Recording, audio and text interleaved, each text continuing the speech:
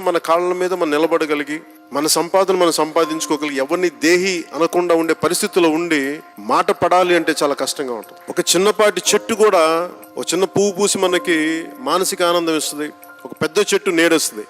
కానీ మనిషే స్వార్థంగా ఏ పని చేయడు, ఎందుకంటే తన కోసం బతికేవాడు మనిషి.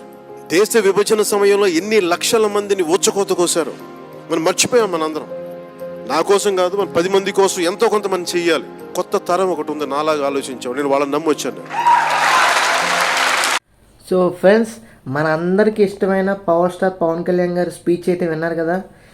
ఆయన స్పీచ్లో కూడా ఆయన సినిమాలో పరంగా కూడా స్టూడెంట్స్ కానీ యూత్కి కానీ అటు ఎవరైతే నిరుత్సాహంగా ఉంటారో వాళ్ళందరికీ కూడా మంచి మోటివేషన్ ఇచ్చి మంచి కిక్ ఇచ్చేటట్టు మాటలు మాట్లాడతారు. సో అలా ఏంటంటే ఆయన ఒక మోటివేషనల్ స్పీకర్ అని చెప్పుకోవచ్చు. నా ఉద్దేశం అయితే అది. ఎందుకంటే ఆయన ఇలాంటి స్పీచెస్ ఇవ్వటం వల్లే ఆయన ప్రభావితం చెందారు, చాలామంది చెందారు. దాంతోపాటు ఏంటంటే ఆయన కూడా నేర్చుకున్నారు, అందుకే ఈ రోజున డిప్యూటీ సీఎం అయ్యారు.